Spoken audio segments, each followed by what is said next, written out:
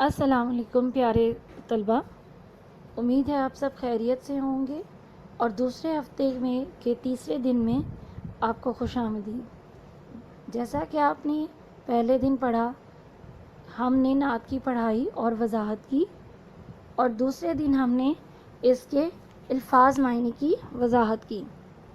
میں ایک دفعہ پھر آپ کے لیے دہرا دیتی ہوں۔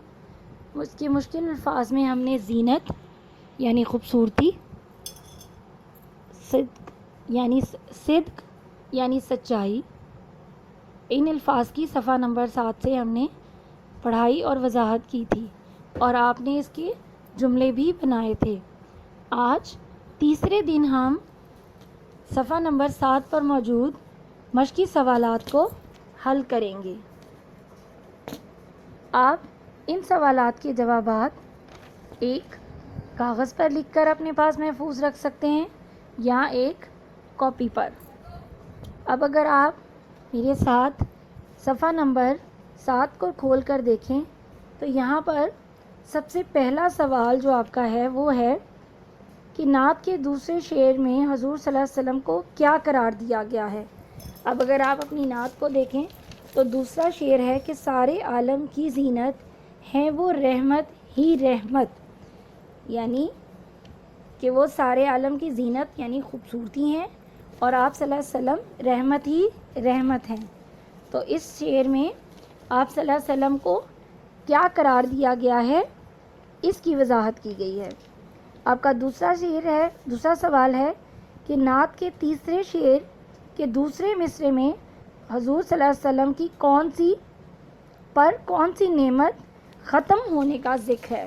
اب اگر آپ تیسرا شعر پڑھیں تو اس میں لکھا ہوا ہے ان پر نعمت ختم ہوئی، ان پر نبوت ختم ہوئی، یعنی تمام تر نعمتیں جو اللہ تعالیٰ نے ہمیں انسانوں کو دی تھیں قرآن کی صورت میں اور دوسری صورت میں، وہ آپ صلی اللہ علیہ وسلم پر آ کر ختم ہوئی، اور آپ صلی اللہ علیہ وسلم پر نبوت بھی ختم ہوئی۔ اسی لیے آپ صلی اللہ علیہ وسلم کو آخری نبی و آخر الزمان یعنی آخری نبی کہا جاتا ہے۔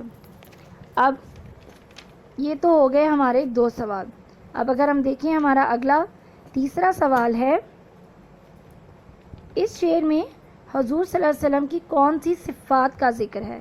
یہاں پہ شعر لکھا ہوا ہے صدق و امانت کی پہچان، رحم و سخاوت کی پہچان۔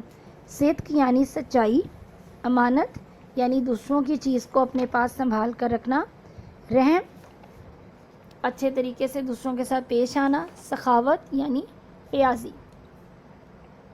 چوتھا سوال ہے آپ کا حضور صلی اللہ علیہ وسلم نے پوری دنیا میں علم پھیلا کر لوگوں کو کیا سمجھایا۔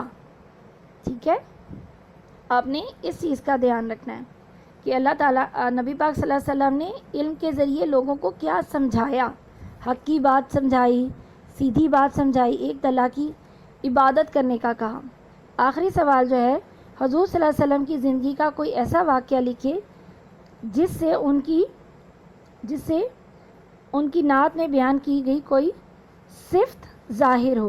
تو یہ آپ لوگوں نے خود آپ صلی اللہ علیہ وسلم کی زندگی کے واقعات کو دیکھ کر ان کی کوئی بھی ایک خوبی یعنی صادق و امین جو ہے سخاوت کی خوبی اور دیگر خوبیوں کے بارے میں ایک چھوٹا سا واقعہ لکھنا ہے۔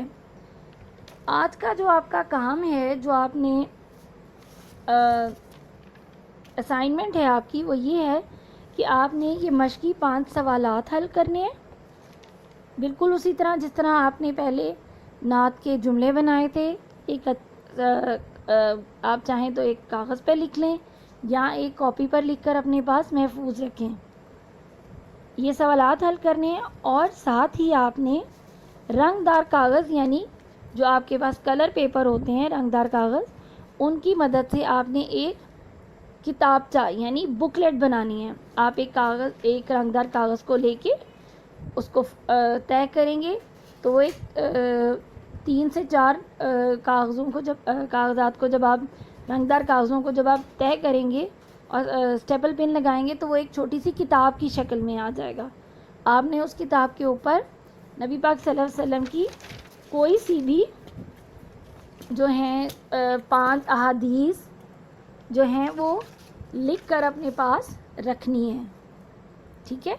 آج کا آپ کا کام ہے کہ آپ نے مشقی سوالات جو 5 ہیں وہ حل کرنے ہیں اور ایک کتابچہ یعنی بکلیٹ بنانی ہے احادیث جس میں آپ نے اپنی پسند کی کوئی سی بھی 5 احادیث لکھنی ہے. امید کرتی ہوں کہ آپ کو اس ہفتے میں کروایا گیا کام اچھے طریقے سے سمجھ آ گیا ہوگا اور آپ اس سب کام کو کاپی پر یا صفحے پر لکھ کر اپنے پاس محفوظ رکھیں گے. اللہ حافظ.